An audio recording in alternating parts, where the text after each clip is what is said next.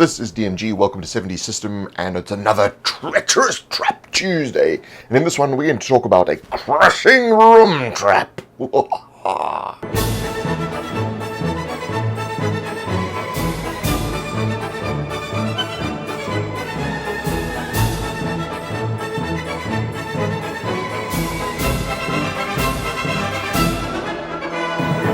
So if you're enjoying these videos, please consider supporting me on patreon.com/70system and click the like button.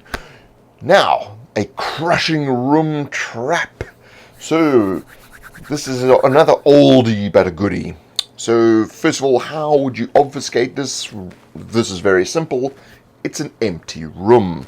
So you basically have a corridor, and in the middle of the corridor is an empty room, and there's a doorway on the other side, and the doorway is the lure, because they want to traverse the empty room to go through the doorway to continue on down this passageway or the corridor. It's a bland, boring, uninteresting room.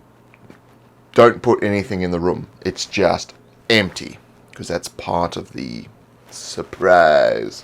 It's when there are several people in the room that's when it starts to get hairy. So the trigger is there are multiple people in the room and the floor drops clunk by about an inch because of the weight of all the people in the room, and that's when the doors shut or stone walls drop down over the doorways, and the walls start to go duk duk duk duk duk duk duk duk, which of course perfectly leads into containment, because they are contained within this room where two of the walls are sliding together, and there seems like there's no way out. Of course, the effect is crushing damage. So I would really suggest that this only be done to characters that are at a higher level that can sustain damage. But, you know, you could use it against lower level characters. It depends on how experienced they are, and what sort of skills they have, and the difficulty that you set for the various aspects of this room. It doesn't end there. We're going to get to some of the more interesting bits. The disposal here, you've now got some Pancake Adventurers. So you could have some sort of creature. Once the walls retract, some sort of creature comes in and starts to gobble them. Or you can have a goblin work crew that comes and cleans it out. There's a variety of different things you could do here. Again, this depends on the rest of your dungeon, the rest of the fortress, or whatever this is located in, as to how one would dispose of the dead adventurers. Which of course leads to a more interesting engagement if they're still alive and our creatures coming to eat their supposed corpses. Adaptation, there's not a huge amount that you can do to adapt this room, other than to have like some spikes or something cut out the walls, you know, within the last few seconds to squish, splat, and away you go. But that's going to lead to things like holes in the walls, make it a little bit easier to spot. So again, this comes down to difficulty as to whether you want to add that kind of detail into this trap. I think just a basic walls sliding together. And that leads to reset. Now reset is where this gives the characters an out. Because once the weight has been lifted off the floor, then the trap resets and the walls pull out. So there's a few ways they could do this. If they manage to get some handholds on the other walls that are not moving close together, they may be able to climb up onto those walls. Or when the two walls are close together, have hands on one wall and put their feet on the other wall so that they're no longer on the ground.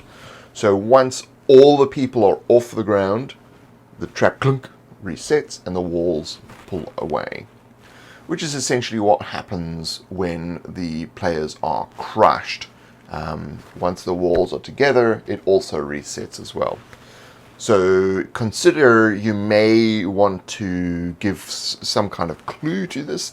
If they're chasing a band of brigands or something through the corridors, and the brigands stop and they go one by one through this room, there's three of them, then you're giving a clue as to, you know, they sort of stop and they stand guard at this door while one runs through, and then the next one waits while the other one runs through, and then the final one runs through.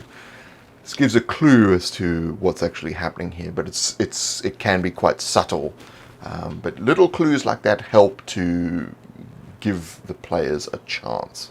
Some of the visual clues you may want to have when they're in the room, or the first person's in the room, is there could be a 1-inch gap in the corners between the walls.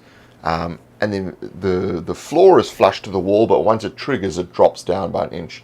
And that allows these big walls to slide together without any kind of friction on the sides. When they're going through the doorway may be a little bit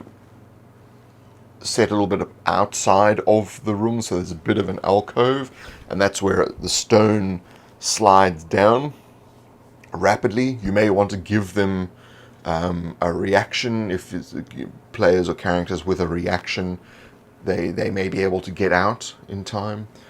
You may want to leave the opposite door. There may be an alcove that only one person can fit in.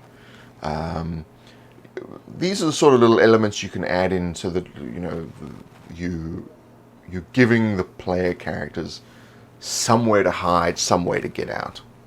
But ultimately, using skill checks and that sort of thing, they can actually figure out how to get off the ground so that the trap resets, which of course for them is extremely important. I mean, you could go more complicated with the lure, but essentially, they want to get to the other side, so it doesn't need to be more complicated than that. So I hope you found that wonderfully fiendish, and I'll see you in the next Treacherous Trap Tuesday. Like button.